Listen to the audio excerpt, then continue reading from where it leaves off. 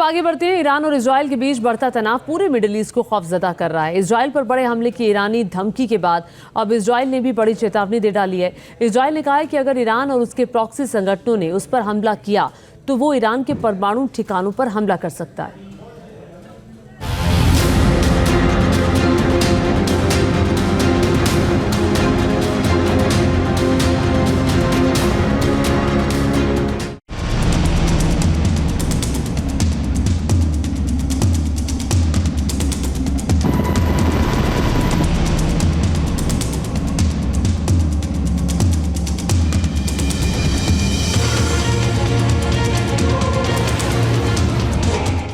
Iran के सर्वनाश वाले प्लान का पूरा सच।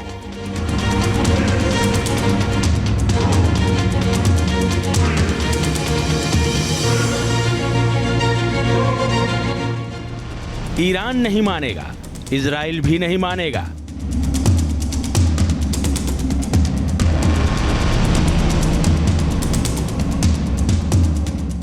और पक्की बात है कि अमेरिका बिल्कुल भी नहीं मानेगा।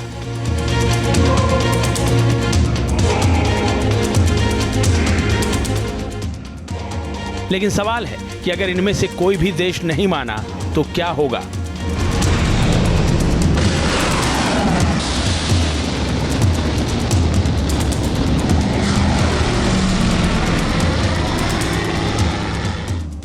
क्या होगा मिडिल ईस्ट में?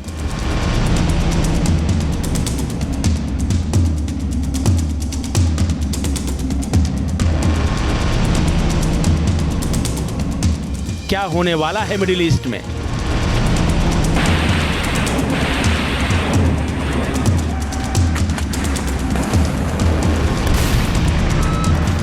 और क्या हो सकता है मिडिल ईस्ट में?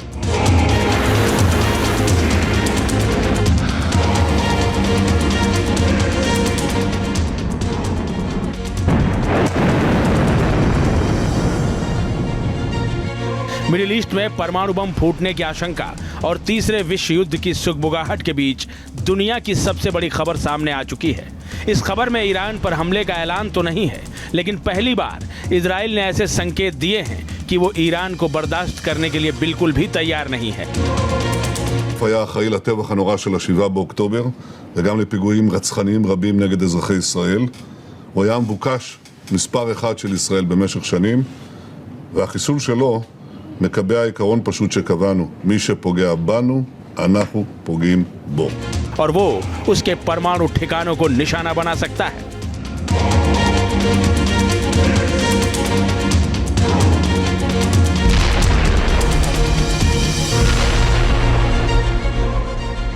नेतन्याहू के ऐसे तेवर देख मिडिल ईस्ट में बेचैनी बढ़ गई है। आशंका जताई जाने लगी है कि कहीं मिडिल ईस्ट में बहुत बड़ा युद्ध तो नहीं होने वाला है। इजराइल एडवांस हथियारों का महारथी माना जाता है और अकेले अपने दम पर किसी भी जंग को जीतने की ताकत रखता है। हमास चीफ की हत्या के बाद जिस तरह से ईरान लगातार इजराइल को धमकी दे रहा है, उस पर हमले की तैयारी में जुटा हुआ है।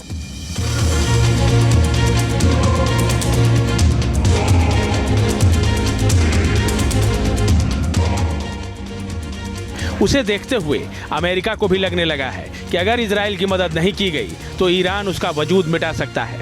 ईरान से जो खबरें आ रही हैं, उसे देखते हुए अमेरिका मिडिल ईस्ट में इजराइल की ढाल बनकर खड़ा हो गया है। समंदर में उसने अपने सभी बाहुबलियों को उतार दिया है।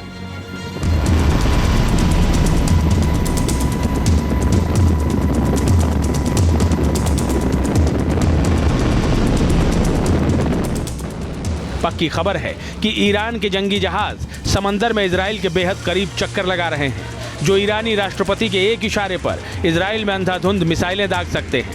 ईरान के मिसाइल साइलों में भी हलचल तेज है। ईरान पहले ही कह चुका है कि वो 10 गुना तेजी से इजराइल पर हमला कर सकता है और इसके लिए उसकी मिसाइलें बिल्कुल तैयार हैं।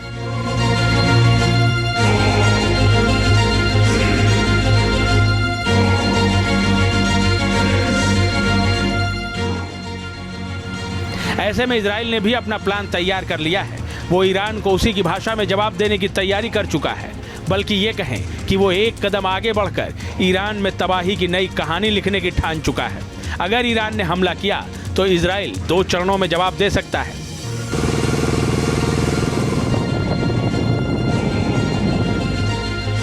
पहला, वो प्रॉक्सी मिलिशिया के खिलाफ सीमित हमले कर सकता है। दूसरा, तेहरान की परमाणु सुविधाओं के खिलाफ वो सीधे बमबारी कर सकता है।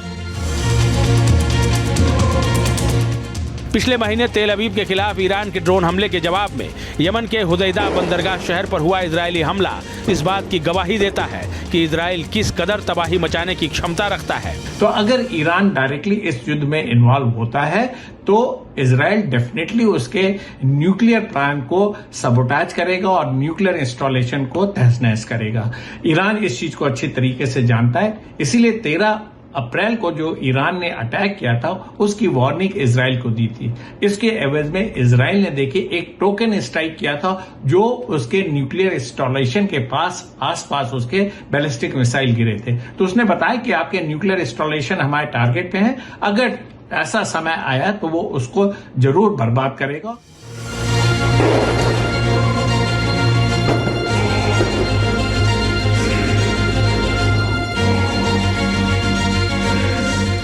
आपको बता दें कि हमले के डर से ही ईरान ने अपनी न्यूक्लियर साइट नतांज को पहाड़ों की गहराई में बना रखा है। ऐसा करने के पीछे ईरान का मकसद साफ है कि वो दुश्मन के हमलों से अपनी न्यूक्लियर साइट को बचाना चाहता है।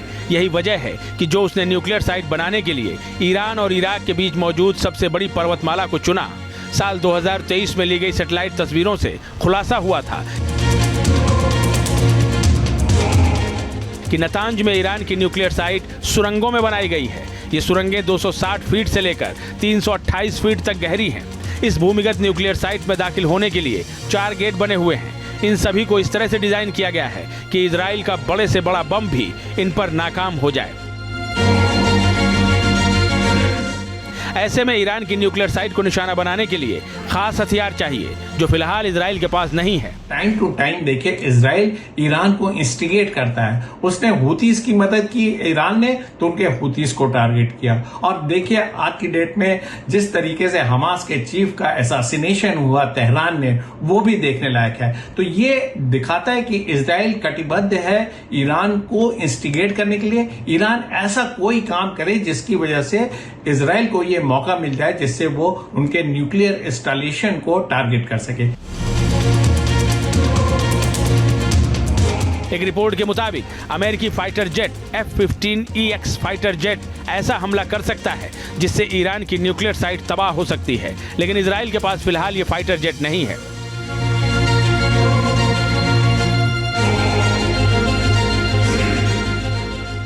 इजराइल के पास F-35 फाइटर जेट है, दूसरा फाइटर जेट F-16 फाल्कन है और तीसरा fighter jet F-15 strike eagle है।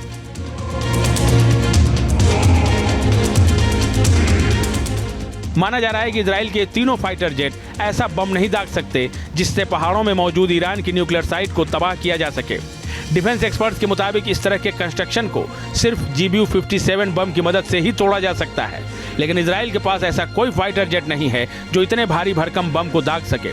लिहाजा इजराइल ने अमेरिका से F-15EX फाइटर जेट की डिमांड की है, क्योंकि आसमानी मोर्चे का यही वो योद्धा है जो GBU-57 बम को दाग सकता है। इजराइल ने जिस तरह GBU-57 बम गिराने के लिए अमेरिका से F-15EX की डिमांड की है, इसी के बाद ये कयास लगने लगे हैं कि इजराइल ईरान को करारा सबक सिखाने का मन बना चुका है और वो उसके परमाणु ठिकाने पर हमला कर सकता है। Team news nation.